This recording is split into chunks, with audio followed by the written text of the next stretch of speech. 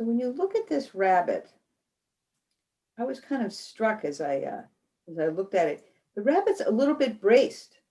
Rabbit's a little bit braced, and there's a little sense of a shimmer or a little sense of a tremor in the muscles of the rabbit.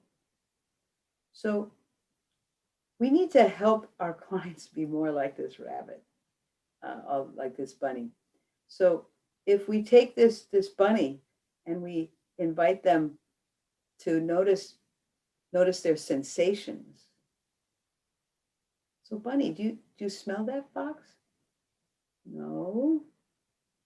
Can you hear the fox? No. Do you see the fox? No. I must be safe. And then they will typically give a little shimmer or a shake. So we want to put people in situations or guide them to situations where they can recognize their own safety. It doesn't do any good to tell someone that they're safe when they feel unsafe. What they need is a capacity to recognize the signals that their body gives them that tells them whether they're safe or not. Because we all have different ways of assessing whether we're safe or not.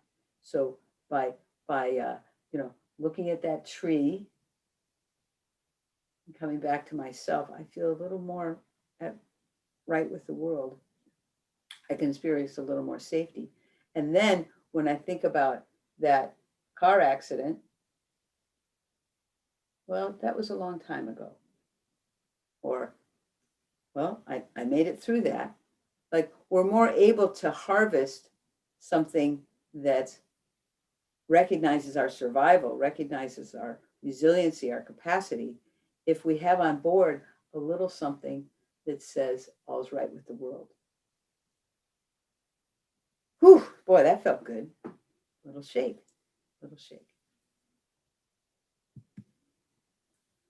And sometimes as we go between this beautiful tree that's out here and this memory of this car accident, sometimes there'll be a little sense of a shimmer or a vibration in our limbs. When those shimmers or vibrations go from above to below or inside to outside, we can appreciate them. They are essentially a release of bound energy. So if they're moving from above to below or from inside to outside, invite them to take some time. Always take time, always slow down. Just be with that shimmer for a minute. Let's let you, and you might even invite them to explore it a little bit. I wonder if it has a color. I wonder what the texture of it is. Is it dense or is it more like ethereal, more airy? What's the pace? Is it 3 miles an hour or 20 miles an hour? What is it? And you can also ask, is it going to a particular toe or a particular finger? Sometimes, not always, but many times, a meridian will carry the vibration out. That can be diagnostic for you. I remember one time I was working with a fellow who'd had major abdominal surgery. And when they do surgery, they have to strap you down so that you don't move. And they give you paralytic drugs so that you don't move. It's a good thing. These are all good things when you have to have surgery. And even though you signed a consent and they use sterile instruments and you have a relationship with your surgeon, you trust them and so forth, it's still, your body still experiences this as if you've been mauled by a saber-toothed tiger, right? So there's a lot of arousal. You may have had an impulse to kick the doc or to run away or to throw his hand off your body or something like that. And those impulses can be left behind underneath the anesthesia, underneath the biochemically induced freeze response that anesthesia represents.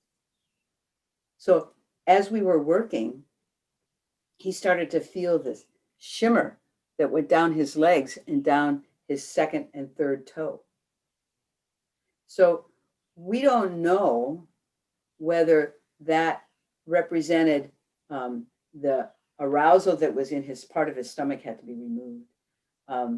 The arousal that represented the surgical insult to his stomach, or if his impulse, his mobilization response that invaded his spleen and stomach when it wasn't able to complete, it had to shut down spleen and stomach if it was a thwarted arousal in that way.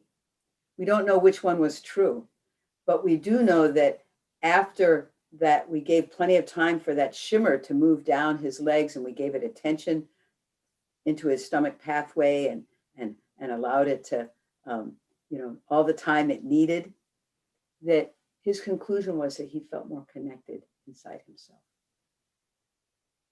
He felt more whole, felt more connected. It's like he could embody more of his tissues when that arousal had moved out, so that the freeze that was behind that arousal moved out, and he could be more whole. So great to use our physiology, great to use our anatomy and physiology to support our understanding and awareness of how things are moving in our clients' bodies. We have such a fabulous model to inform us.